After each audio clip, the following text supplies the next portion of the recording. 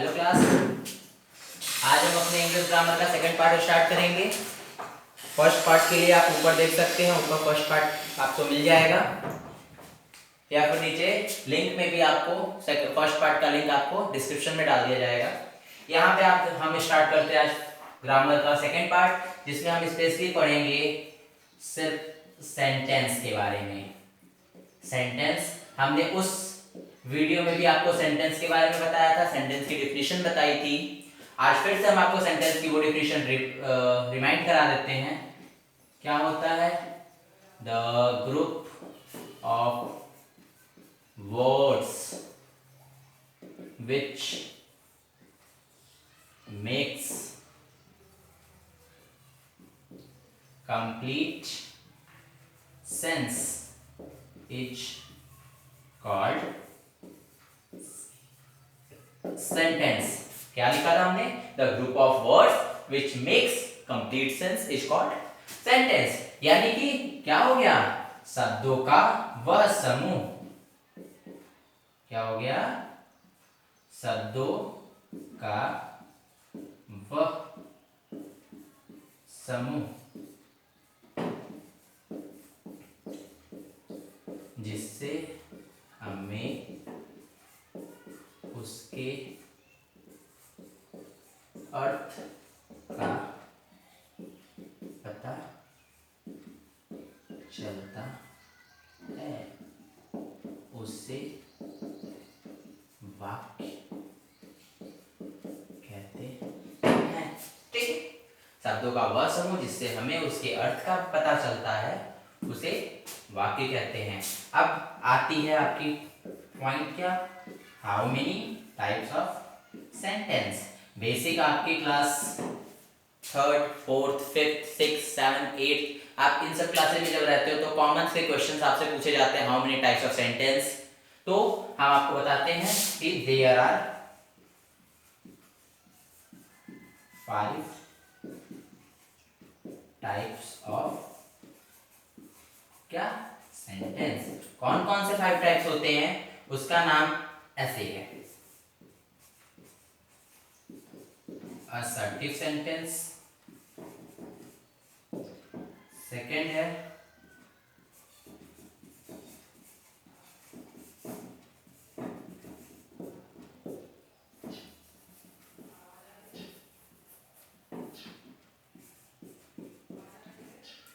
Interrogative sentence, third है imperative sentence, fourth है optative sentence,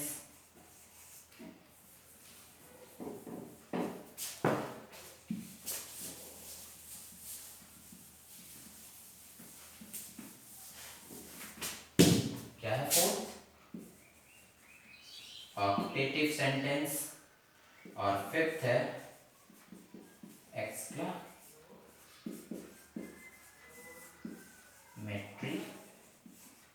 sentence. कौन कौन से हो गए?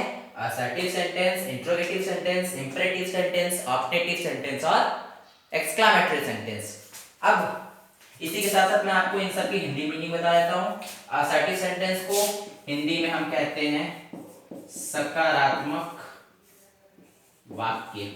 क्या कहते हैं? सकारात्मक वाक्य। इंट्रोगेटिव सेंटेंस को हम कहते हैं प्रश्नवाचक वाक्य। क्या कहते हैं? प्रश्नवाचक वाक्य। इंपरेटिव सेंटेंस को हम हिंदी में कहते हैं, क्या कहते हैं इंपरेटिव को? आदेश सूचक वाक्य। क्या कहते हैं? आदेश सूचक वाक्य। ऑप्टेटिव सेंटेंस को हम हिंदी में कहते हैं, हम बता देते हैं आपको, इच्छा सूचक वाक्य।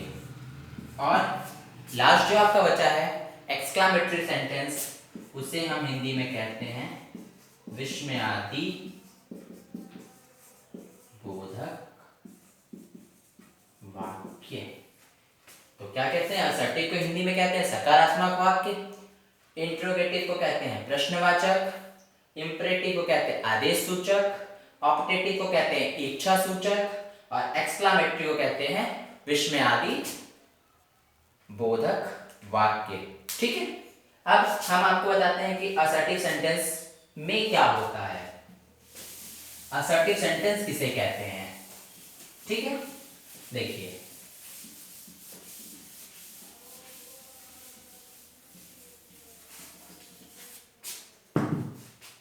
क्या होता है,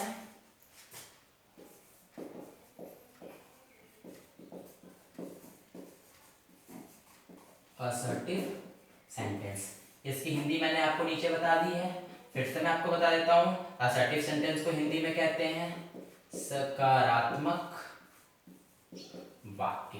अब इस वर्ड सकारात्मक से आप सभी लोग परिचित होंगे कहीं ना कहीं। सकारात्मक का मतलब होता है पॉजिटिव।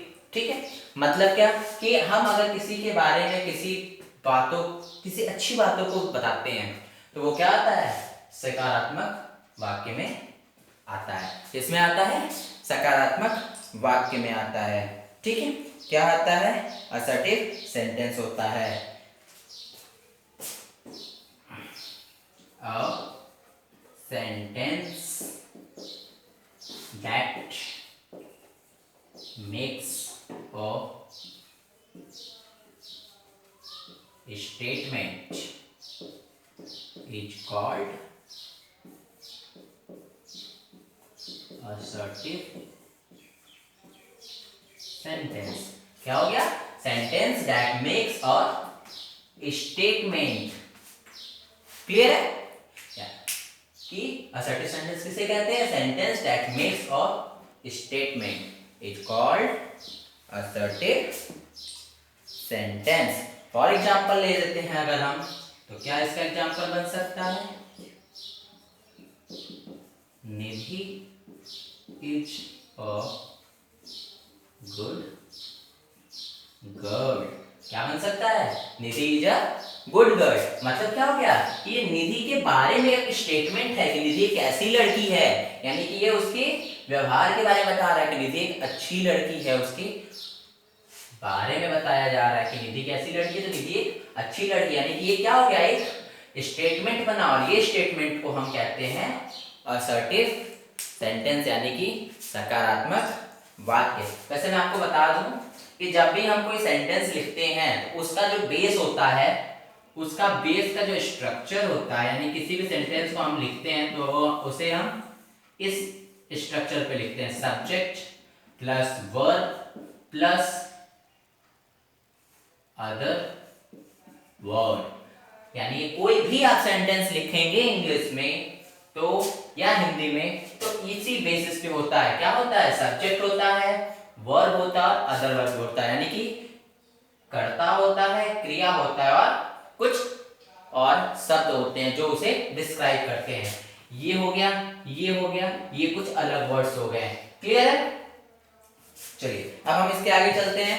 अब मैं आपको बताता हूं,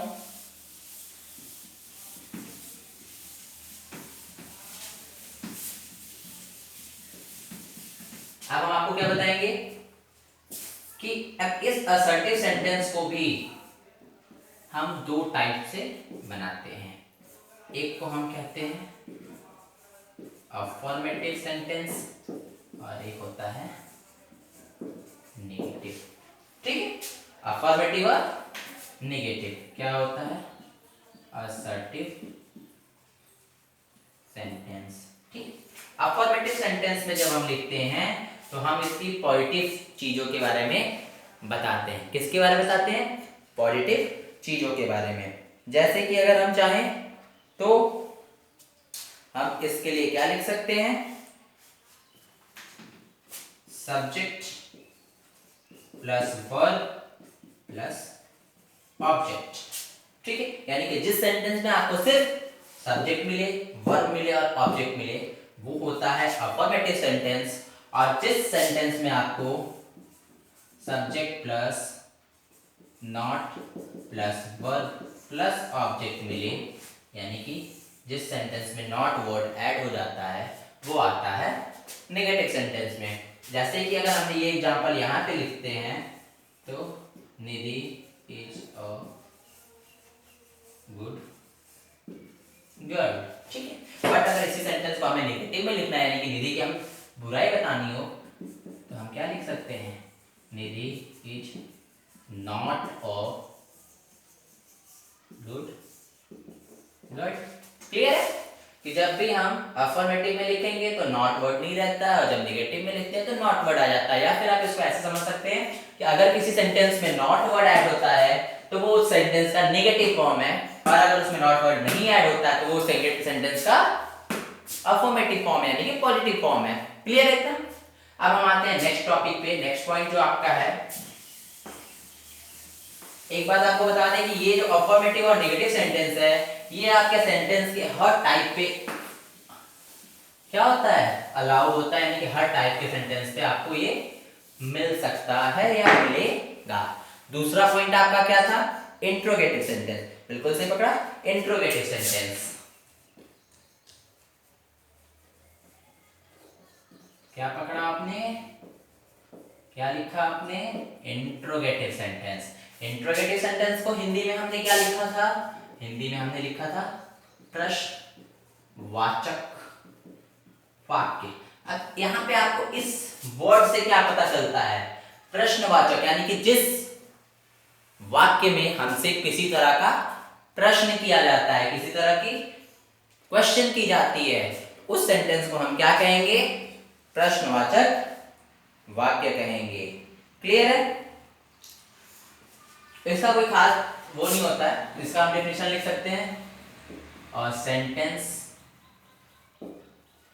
which ask us any type of questions, ठीक है। यानी कि वैसा सेंटेंस जो हमें किसी तरह का क्वेश्चन पूछने का बोध दिलाता है, क्वेश्चन पूछा जाता है, उसे हम इंट्रोगेटिव सेंटेंस कहते हैं। फॉर एग्जांपल अगर हमने यहाँ पे लिख दिया Who are you, क्या लिखा हमने, Who are you, तुम कौन हो। तो यहाँ पे तो ये क्या हो गया, यहाँ पे हमसे क्वेश्चन पूछा जा रहा है, हमारे बारे में पूछा जा रहा है कि तुम कौन हो, तो ये क्या हो जाएगा, इंट्रोगेटिव सेंटेंस हो जाता है। क्लियर है, क्या हो जाता है, इंट्रोगेटिव सेंटेंस हो जाता है। अब अगर हम इसकी जगह पे लिख सकते हैं What are you doing, क्या लिखा हमने, What are you doing, तुम क्या कर रहे हो। यहाँ पे भी हमसे क्वेश्चन पूछा गया, हमारे बारे में पूछा गया, क्या पूछा गया है, हमारे बारे में पूछा गया, What are you doing। चलिए ये क्लियर हो गया आपका इंट्रोगेटिव सेंटेंस। अब इसके बाद जो थर्ड पॉइंट है आपका, वो है क्या है, इंपरेटिव सेंटेंस। क्या है, इंपरेटिव सेंटेंस।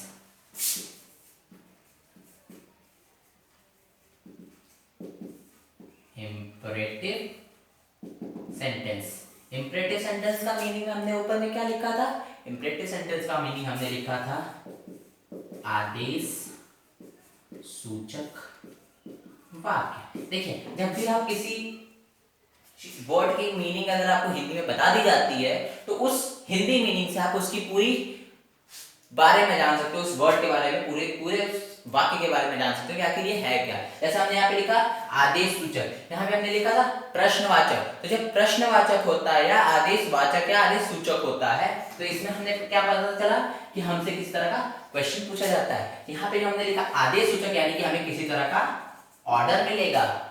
तो वैसे सेंटेंस है जिसमें हमें किसी तरह के ऑर्डर दिए जाते हैं, किसी तरह के ऑर्डर बताए जाते हैं, पूछे जाते हैं हमसे, तो हम क्या कहेंगे उसे, आदेश सूचक। अब इसका डेफिनेशन हम क्या लिख सकते हैं, इसका डेफिनेशन हम लिख सकते हैं, imperative sentence is a sentence which expressing an order and advice. क्या लिख सकते हैं, a sentence which expressing an order, क्या लिखा, एन ऑर्डर एंड एडवाइस। क्या लिखा हमने, an order and advice. Clear है, क्या क्या लिखा हमने, an order and advice. A request, request etc। यानी कि वैसे सेंटेंस जिसमें हमें किस तरह के ऑर्डर के बारे में ज्ञात हो, यानी जो वैसे सेंटेंस जो हमें किस तरह का ऑर्डर बताए या फिर एडवाइस बताए, किसी तरह का सलाह दिया जाए या फिर किसी तरह की रिक्वेस्ट हमसे की जाए कि आप ये मेरा काम कर सकते हैं या आप ये मेरा काम कर दीजिए, तो क्या हो जाएगा, ये हो जाएगा इंपेरेटिव सेंटेंस। अब इसके लिए हम एग्जांपल क्या लिख सकते हैं, एग्जांपल हम लिख सकते हैं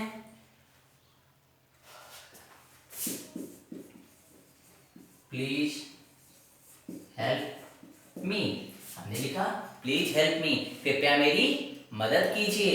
यहाँ पे हमने क्या बताया, क्या किया हमने, हमने यहाँ पे रिक्वेस्ट किया, किसी से मदद मांगी, किसी से प्रार्थना की, कृपया मेरी क्या कर दीजिए, मदद कर दीजिए। इस तरह अगर हम किसी को कोई एडवाइस देते हैं, कोई सलाह देते हैं, तो क्या हो जाएगा,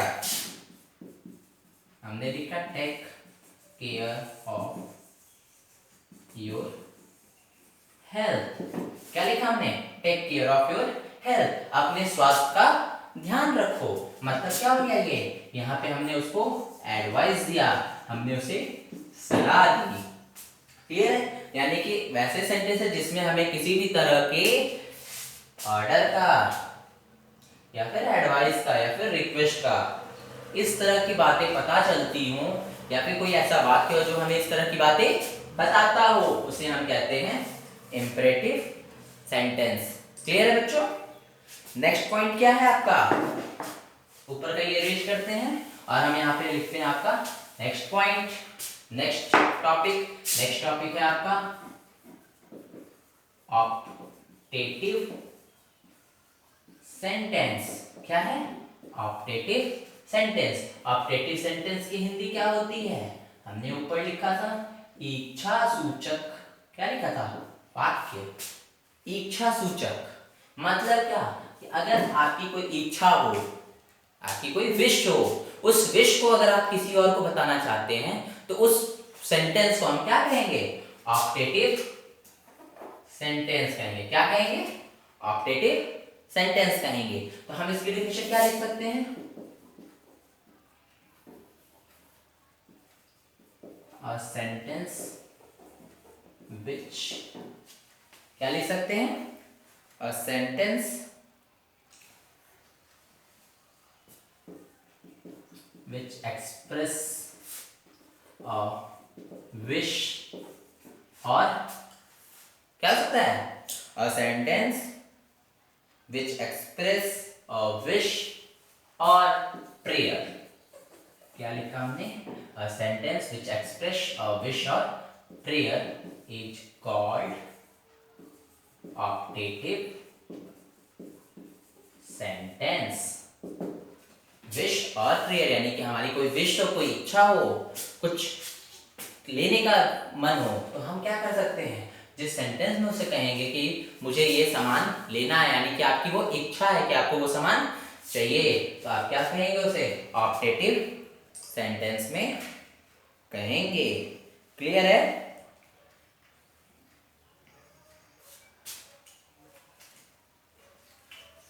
इसका स्ट्रक्चर क्या होता है, बाकी सबका स्ट्रक्चर आपका सब्जेक्ट से स्टार्ट होता है, बस इसके लिए स्ट्रक्चर आपका होता है लॉन्ग लीव या फिर may be plus subject plus verb plus object. क्या लिखा हमने, long leave plus subject plus verb plus object. For example अगर हम इसका एग्जाम्पल लिखते हैं, एग्जाम्पल क्या हो जाएगा इसका,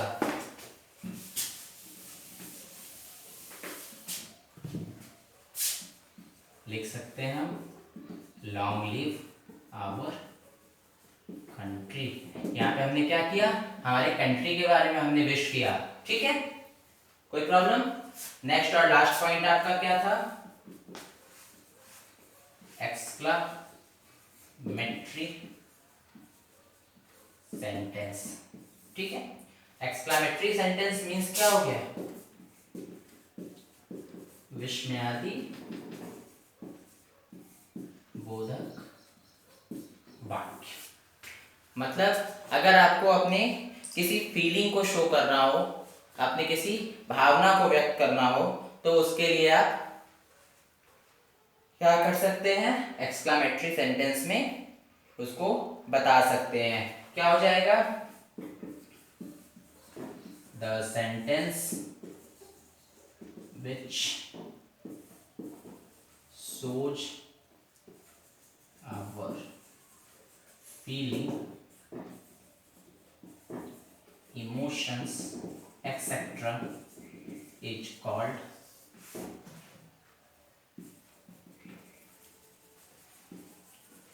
exclamatory sentence। क्या लिखा, फीलिंग, इमोशंस, यानी कि हमारी भावनाओं को जो भी व्यक्त करता है उसे हम कहते हैं एक्सक्लामेटरी सेंटेंस। इसका एग्जांपल अगर हम चाहे लिखना तो इसमें हम एग्जांपल में लिख सकते हैं, वाओ व्हाट अ ड्रेस।